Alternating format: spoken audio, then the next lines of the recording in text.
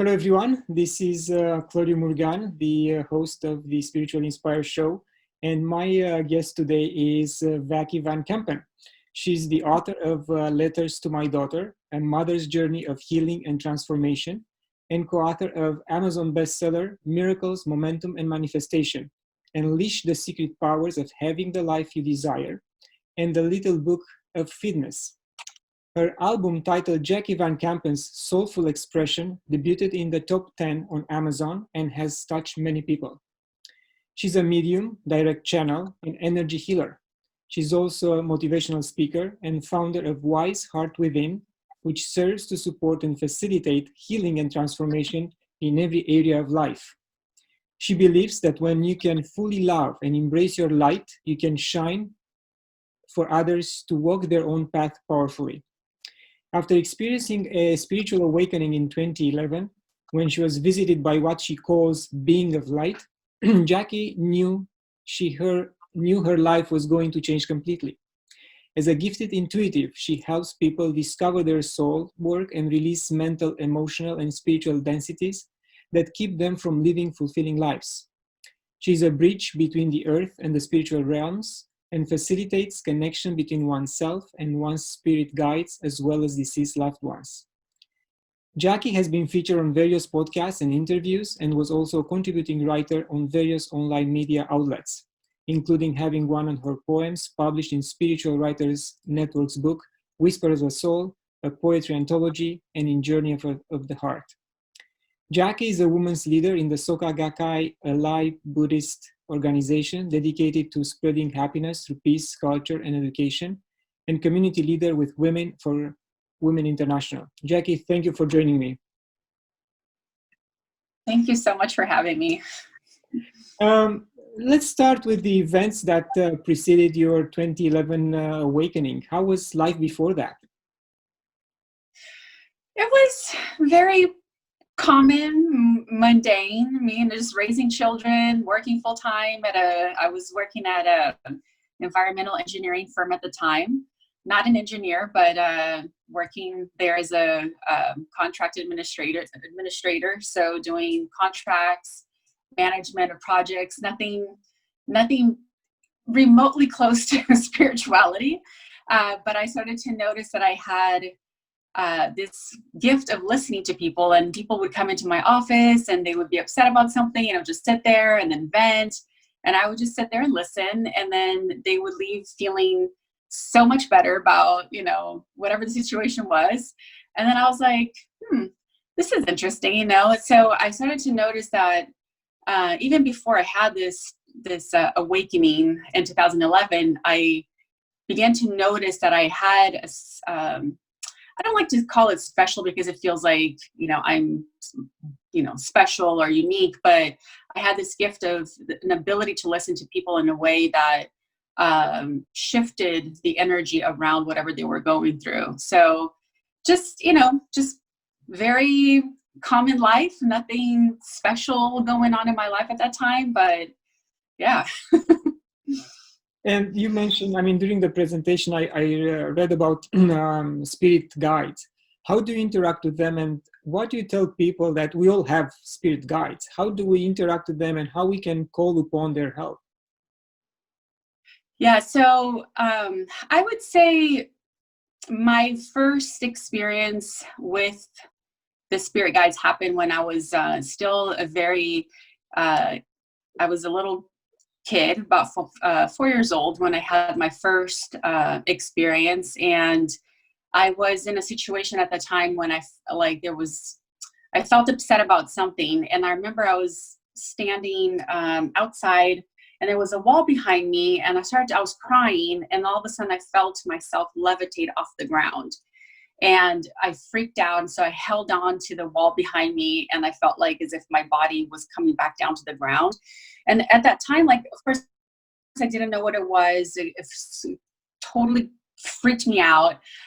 It wasn't until later on as an adult, I was having a spiritual session with a spiritual teacher, and I brought that up, and he confirmed for me that sometimes when you're having spiritual awakenings or quickenings, things like that will happen. So that was my very first experience. It didn't, but I didn't really dive into connecting with these, call it spirit guides or beings of light, until I would say probably around 2011.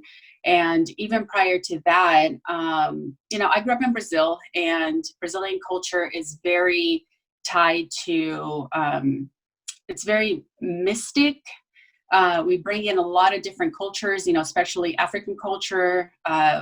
We have Catholicism, and the two converge. So it's very interesting because growing up with the idea that there are spirit guides, and actually witnessing people have these experiences where they would be, we would call like receiving these frequencies or energies through their body, and they would have these experiences where they would start, like speaking and talking as if there actually was this entity speaking through them. It was common to me, so it wasn't anything that was out of the ordinary, but it wasn't anything that I had gone really in depth into until I had this experience in 2011. And just I'll get to your question just a little bit, but I just wanted to explain how this all happened for me. I was at work one time, and I started to listen to, spiritual teachers and people who did channeling, and just kind of, it was a very natural occurrence of how I even found them. And one day I was at work, and I had this experience where I felt a surge of energy run through my body, and I couldn't stop shaking. I was shaking uncontrollably, and I felt this intense urge to start typing. So I started typing, and then the message that came through was, we're here, we're here, we're here. We're going to come and going to start giving you messages, don't be afraid. And at first I was like, what is going on? Kind of like somewhat freaked out, but at the same time enjoying this energy because it felt very loving and very peaceful. Didn't feel like anything that was scary or, negative or anything like that. And then I ended up writing down two messages for two of my coworkers. And the first one was a little bit skeptical. She was like, okay. The second one was kind of blown away, and she invited me to go out to lunch with her one day, and we're sitting there, and then all of a sudden I start to have this experience where I could see like her father came to me as in my, third eye, and I could see these images of what he looked like. I could see these images of what he ate, and I could start to hear, not necessarily with my outer ear, but with my inner ear. He started to tell me all these different things about his life, and so I'm sharing all these things with her. It was so funny because we're sitting in this like Mexican restaurant during lunchtime, and I'm sharing these things with her, and then she's like sobbing. Just couldn't believe like what I was saying to her. And after that, I realized that I was like, okay, there's something to this. I'm not making this up, because up until you actually have the experience, you feel like I'm probably making this stuff up, and how do I know it's true? And so she was a validation and confirmation of this ability that I had. And I always like to preface that we all have a gift, right? We all have the ability to connect with, whether you call it spirit guides or your higher self or God, or,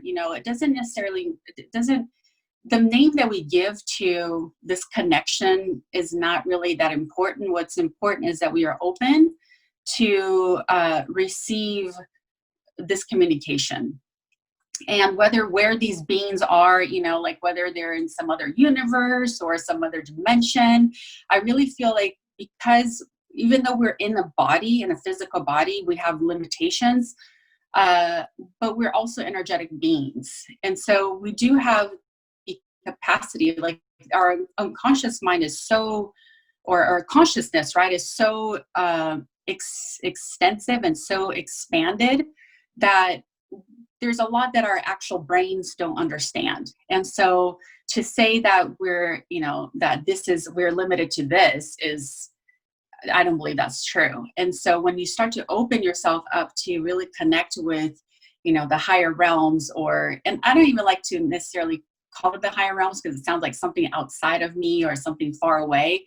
but it's this, we're all vibrating in these energies and frequencies. And so it's tuning yourself in to these frequencies that exist out in the universe, right?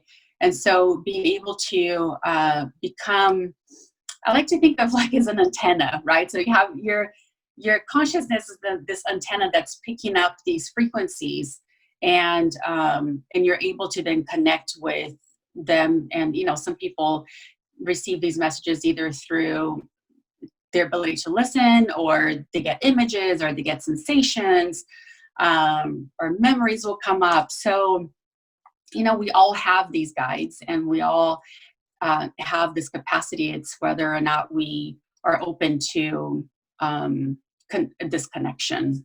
Does that make sense? Yeah, I agree that our lives could be much more fulfilling if we open up to these energies which are there to, and entities which are there to help us. And even if you don't believe at the beginning, just let it go, open up, as you said, and look at synchronicities which will start happening in your life. Of course, if your motivation is honest and your heart is loving, then you will see these synchronicities coming in your favor. So that's very important. Yes, I totally agree. And when in Brazil, did you interact with any tribes from the Amazon? Any? No, I actually, so I grew up in Rio, which is very far from the Amazon. So, and I'll be honest, like I was there from, I was born in the US and then went to Brazil, kind of back and forth, but I was there from the time I was 8.5 until I was 19.5. So 11 years I lived there. Never really necessarily interacted with anyone, in the Amazonian tribes or anything like that. I do have indigenous blood, but I've never really connected with anyone from the Amazon. I think more so I had a deeper connection with, like I was saying, that the African culture was more of what I was exposed to. Yeah. And there are so many wonderful stories coming from the Amazon with the plant medicine and the shamans. So maybe someday you will try it. Maybe. It was interesting because at that time when I was living there, which was early 80s, I moved back to the US in 93. So, I was a teenager, and that wasn't really, we never really talked about, the indigenous people in that way, or, the plant medicine. It wasn't anything that was part of our knowledge, I guess. Yeah. So these days, more and more light workers talk about the importance of accessing our heart and awakens its intuitive capacities. Why do you think it's important, and how can we do it, like regular people, how they can do it? Yeah, I think it's we live in a world where there's a lot of trauma, right? I mean, we experience not only our personal trauma, but we also experience the trauma of our ancestors. And so, we're very we live, I'm sure a lot of your listeners understand about the chakras, right? And so a lot of us are living in our lower chakras, where we're very connected, or very attached to this realm of the physical, about safety, and it's about me, and it's about what I can get, and it's a very I don't want to say the word selfish, but we have a very me mentality. A lot of people on this planet, right? And so we are very disconnected from the upper chakras, like the heart, our ability to really have a vision, and even our ability to, connect with these higher dimensions. And not to say, I think it's important also to make sure that we're not using spirituality, because I see this a lot. People use spirituality to bypass also, the sufferings in the world. But it's really about, how do we go back to this part right here, right? This part that makes us both human and spirit. And I think the heart is that connection, is the bridge between the two. And for me, I think it starts with being able to see yourself as, someone who is living on this planet Earth. So we belong to the earth, and yet we also come, I really believe that we have our energy is part of the universe, right? So being able to really bridge the two.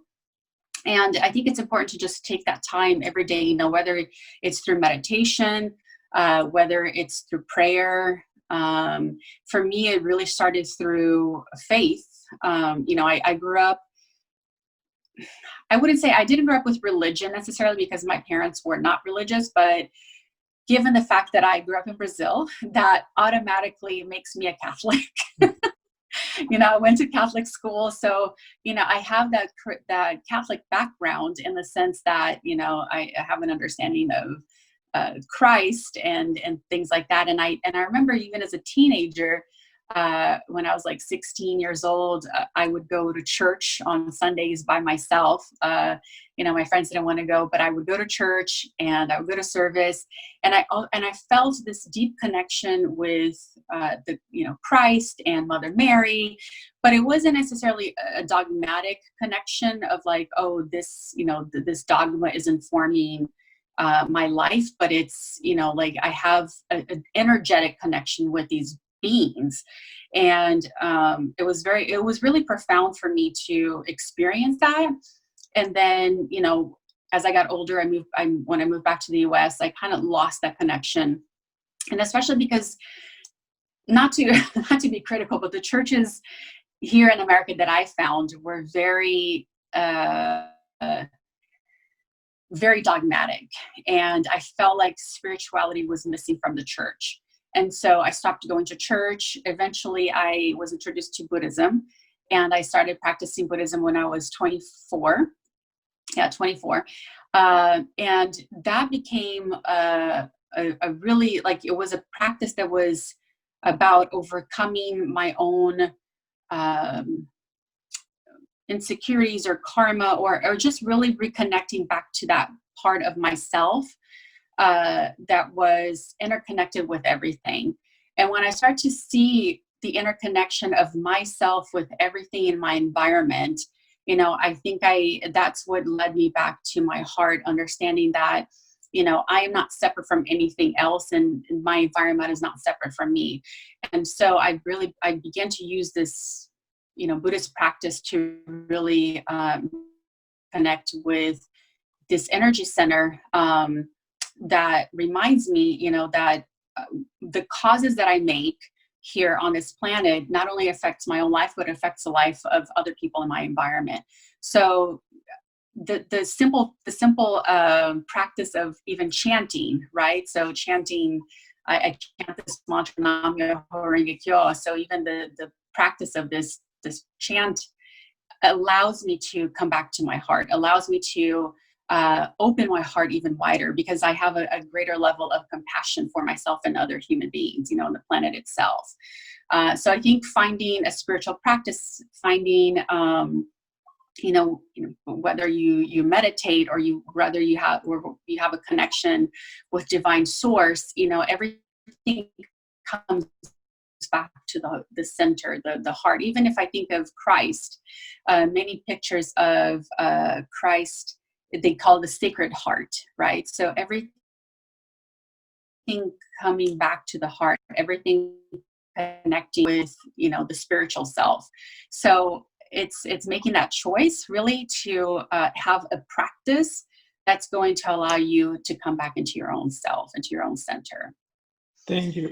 So yeah, this can help us with the Earth transition right now as well, because as we know, Earth is going through an energetic transition, and of course we live on Earth, we are being affected by this transition as well.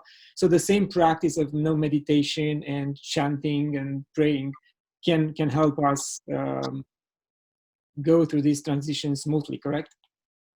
Oh yes, yeah. And I think especially right now, because as if we think of from a spiritual perspective, right? There's just so much, and this thing. I mean, we've been talking about the ascension, right? The ascension process, like I still remember 11, 11, 11, you know, it's like when the portal was going to open, and then we had 12, 12, 12, you know, like another portal was going to open. And so I really believe we've been in a process of ascension. And when I think of ascension, you know, ascension means to go upward, right? About something, or something going up. But to me, even the process of ascension is about us actually coming back into ourselves, you know, into our heart. Because if we think of ascending, like most people think of ascension as like, okay, I'm going to become this being, and I'm going to become like, you know, I'm going to ascend into the heavens, or I'm going to ascend upward. And we forget that we actually have a physical body. And so we become so attached to this idea of higher realm connection that we forget that we're still human. And so I think it's like the process of ascension for me, it's kind of like coming back into the center of my own life, and reconnecting that with that bridge, you know, and realizing that I am both a human being and I'm a spirit being. And I think the more we are willing to come back to the center, you know, the more of us who are willing to expand our awareness and consciousness into this, that this is what we need right now. And the more we can teach other people, you know, the importance of doing that and how to even do that, I think we're actually going to be able to help the planet itself heal. Can't say I'm going to do this by myself, you know, or because it doesn't work that way. We're not on an island, you know, we're all here together. And I think more and more we keep seeing there's such a great division happening. I mean, I don't know how it is in other countries, but I know here in the US, it's crazy. Like you open the social media and it's like people fighting, and people always, you know, they're so attached to their idea or their philosophy or their beliefs being the only right thing.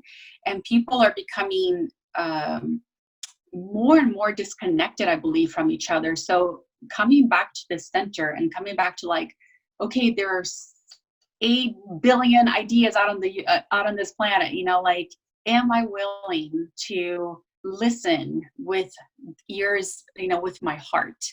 Am I willing to be in the presence of someone who may disagree with me and still be able to put aside all my judgments, put aside all my filters, and really get what this person is trying to tell me? And it's not even the information that they're trying to tell me, it's what's behind that information, right? Are they coming from a space of fear? Are they coming from a space of like wanting to awaken other people to truth? Are they, so again, using that listening skill to go beyond what you're hearing with your outer ears, and then, but being able to hear with your inner ear, so that, you know, we can actually create the change that this planet needs right now. I think I went on like a whole roundabout about this. No, I totally agree. I mean, it happens to me on a daily basis on Facebook as well. If I put out an idea and I give facts, and if I get someone contradicting with what I have to say, I say, you know what, I'm in agreement with your point of view. I mean, it's your point of view. I have to respect that, and you have to respect mine. And the answer usually is no, I don't respect yours. So it's your problem. But I give you facts, and I'm not trying to change your mind. I just want you to think for yourself based on the facts I give you. So indeed, is that divide right now between what we think and what the other party thinks. We always think that we are the right ones. We cannot accept that we might be wrong, and that's very dangerous. And going back to, Yes. You talk about, you know, Christ and the heart. In my opinion, the second coming of Christ, in fact, is from within, or going within us and discovering the Christ consciousness concept, and not necessarily having another physical person coming in and saying, I'm Christ, the Son of God. What's your take on that? Okay. So, you know, as you're saying that, I got chills, just because that resonates so much with me. And it is about, you know, awakening to the Christ consciousness within each, you know, within ourselves, and being able to acknowledge the Christ consciousness within each person.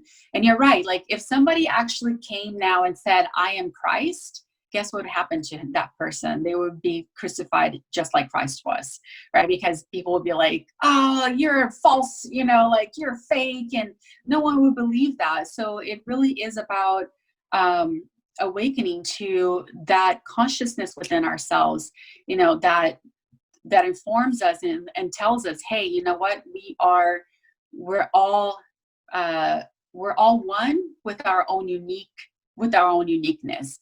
And when I think of even the concept of the Christ consciousness, I think as a Buddhist, I think of like this concept of every single individual is a Buddha. Like a Buddha is someone who has awakened to his or her own wisdom, right, or enlightenment. So even a Buddha we had like a historical figure that was called a Buddha, but even his teaching was about like coming back to yourself, right, and awakening yourself to that inner wisdom that is in everything, in the entire universe.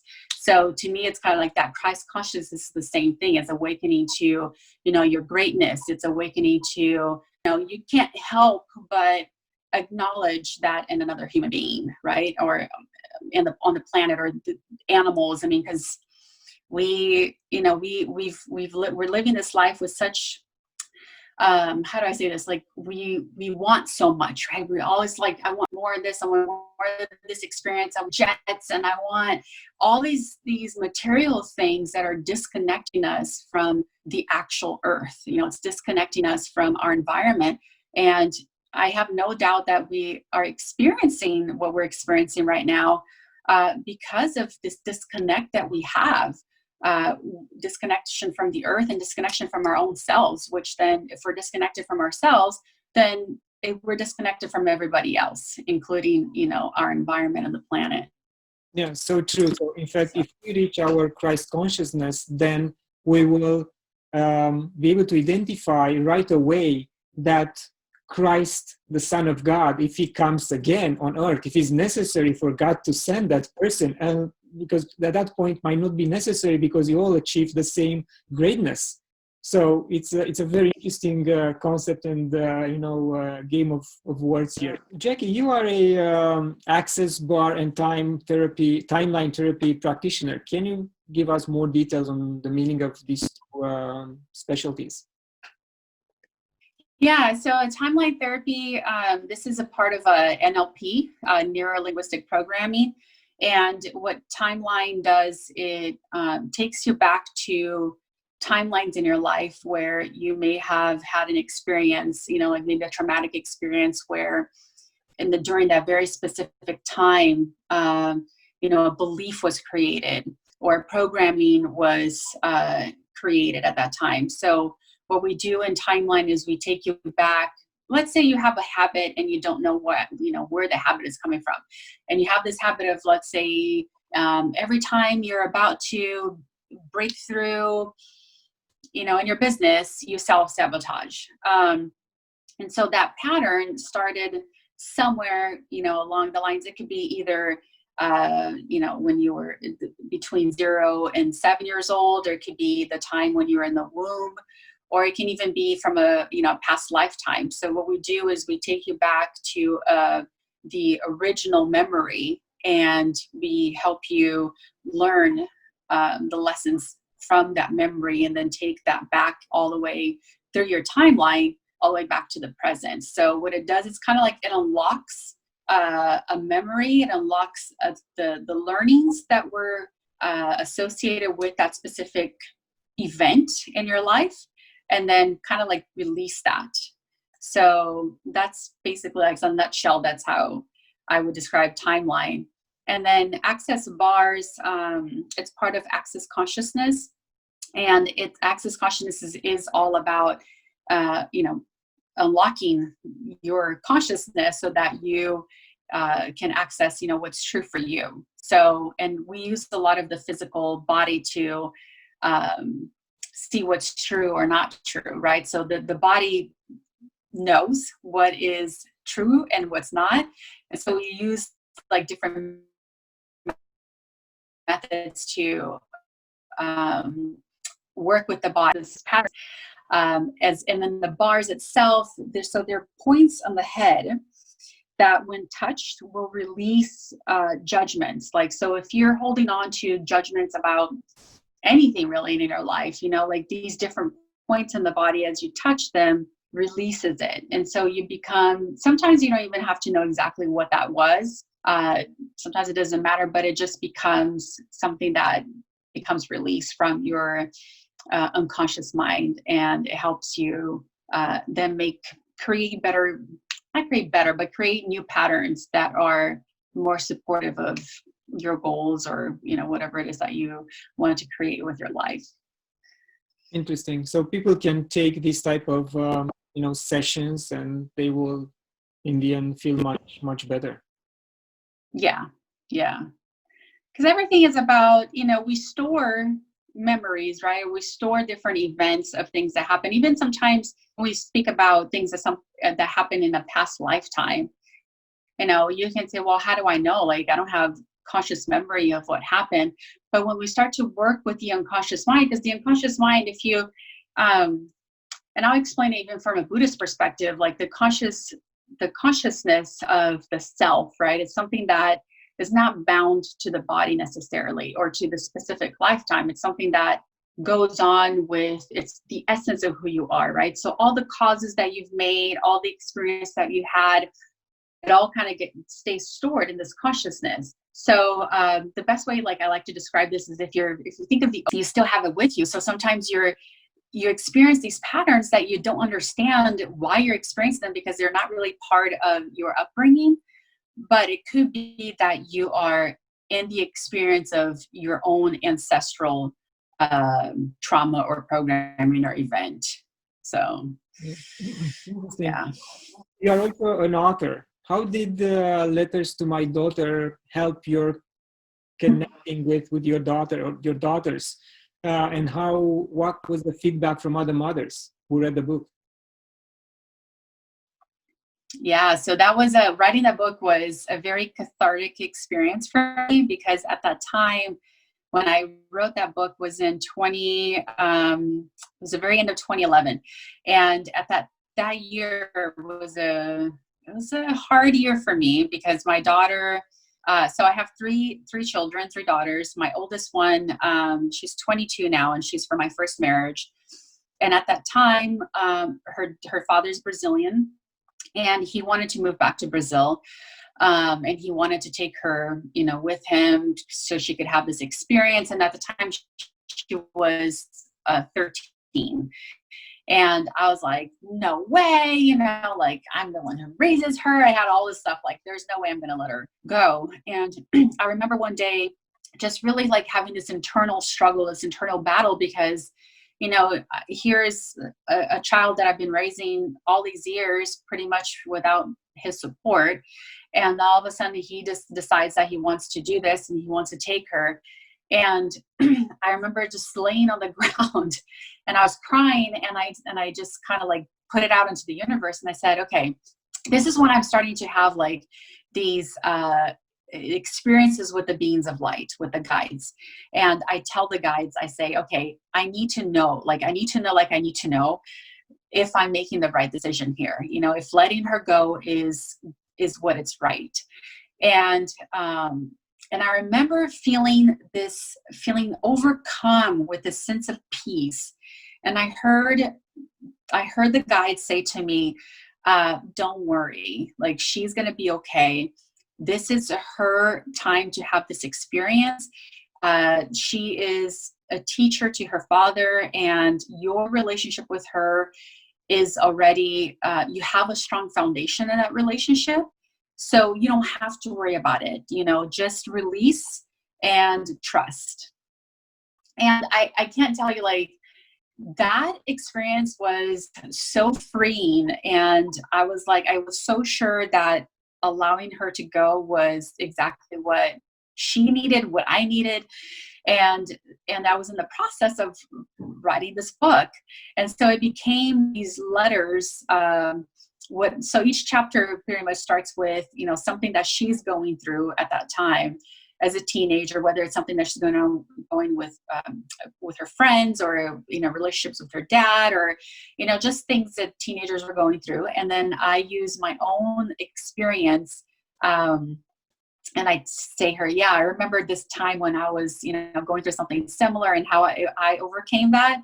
And it all comes back to your heart, which is my whole message is, like coming back to the wisdom of your own heart.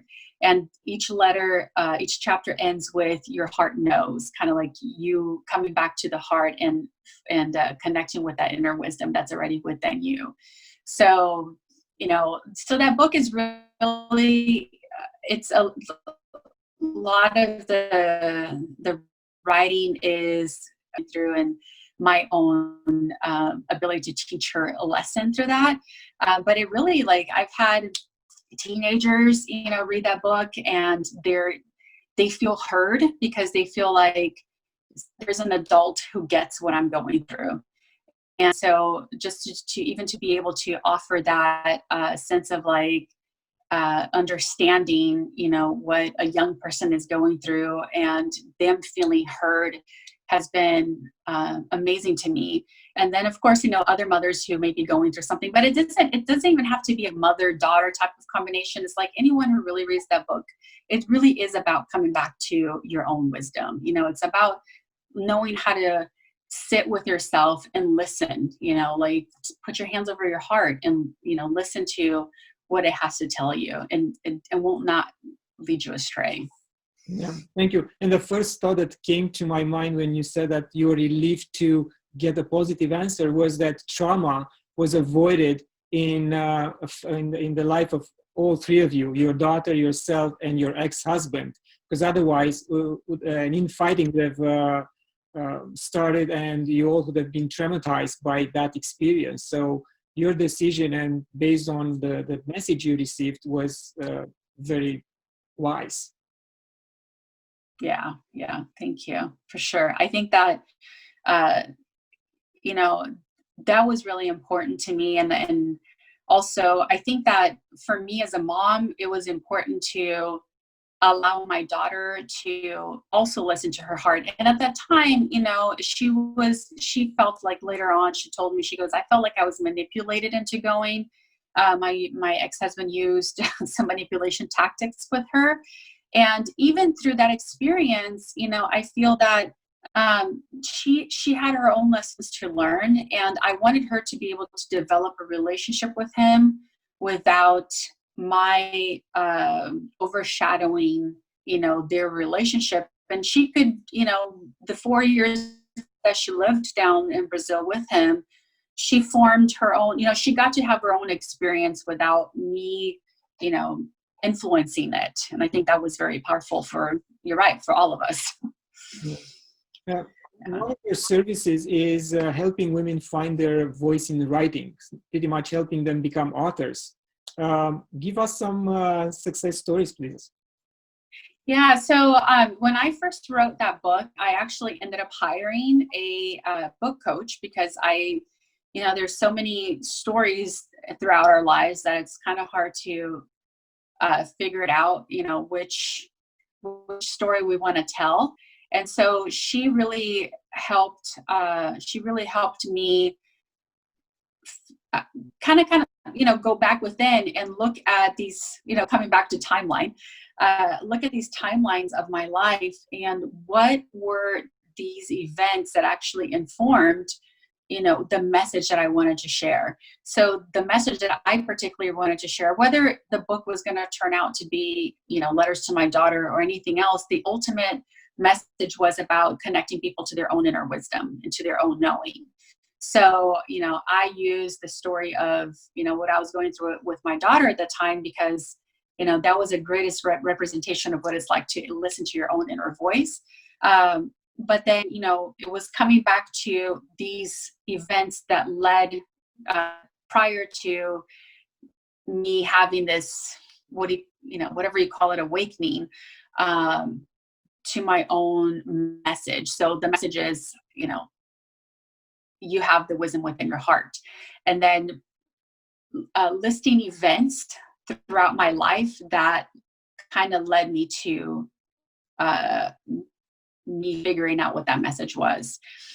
So it's the writing process can be, if you're writing a chapter in a book, then you can pick a specific story and just write about that specific story. But when you're writing, a full book and you're trying to convey a message and you're having to pull back, because I'm not writing a textbook, right? I'm writing a book it's very personal. So I have to go back into these events in my life in the past and pull from these events and how they informed me and how they led to the next thing, to finally where I feel like, okay, this is my message now, and this is the message I want to share. And so it takes like, it's a mapping. So you have to map your timeline, the different events that happen in your life. And then when you're in the writing process of that, like you pick the events that you want to share, and then you got to figure it out, like, okay, so how much of that event do I want to share? How do I want to share it? And even the sharing, like my book coach, she was, incredible at, she would always tell us, like, it's not about telling the story, it's about sharing the story. So when you're writing a story, you have to get yourself back into that event, right? And I think that's why it was so therapeutic and cathartic for me, because there were events in my life that I hadn't completely healed from yet, and having to go back to those events and write from as if I was actually experiencing the event was very releasing. Like there was some healing that happened in that process. So it's probably better to do it with someone who can guide you through it, because if you're writing about your own life story, you're going to get triggered by events that happened. And to have somebody hold your hand through that process, I think it's very, very important. Otherwise, the story is going to become kind of diluted.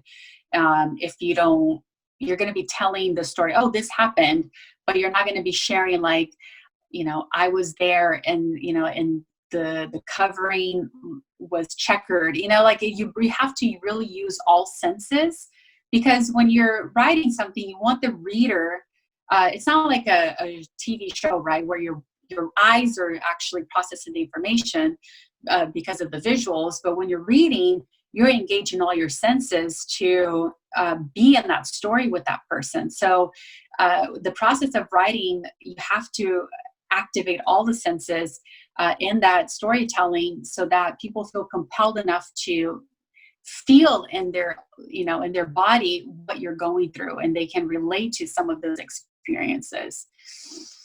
Yes, I mean, I have to go through the same exercise and imagine characters and put them in different situations, and some of these situations resembles my experiences, some will resemble experience of other people. But you have to go through all, because you have to use all the five senses just to make it credible. That's for sure. Yeah, absolutely. I have to admit, I've never heard of the Soka Gakkai Buddhist organization. Maybe now is the time to spread the message. Tell us more. Yeah, so the Soka Gakkai was, it's an organization that started in Japan. Soka Gakkai actually stands for Value Creation Society. So the whole premise of this specific type of Buddhism, it actually started in the 1200s with a monk named Nichiren Daishonin. And he was a Japanese fisherman. Well, actually, he was the child of a fisherman. And so, he was growing up in poverty, and so the only way to get educated in that time was to go to the temples and study with other monks. And so he went and he started to study Buddhism, and through his whole studies he started he learned about Tiantai and how Buddhism traveled from India through different parts of Asia, and he realized that Shakyamuni's last teaching, which was the Lotus Sutra, said that all of life contains potential for enlightenment. So in the past, all his other teachings were more like, oh, only men can do it, or, it wasn't inclusive until his very last teaching. So Nichiren realized that we all have this inner potential within us for enlightenment. And so he started to teach the Lotus Sutra. And then he realized that the title of the Lotus Sutra in Chinese was Nam-myoho Renge Kyo. And he through his study realized that if you just chant these words, Nam-myoho Renge Kyo, so it became a mantra, unlocks your this potential within yourself. And it's kind of like, we call it like the sound of the universe. So when you chant, it's like you're calling your Buddha nature forth.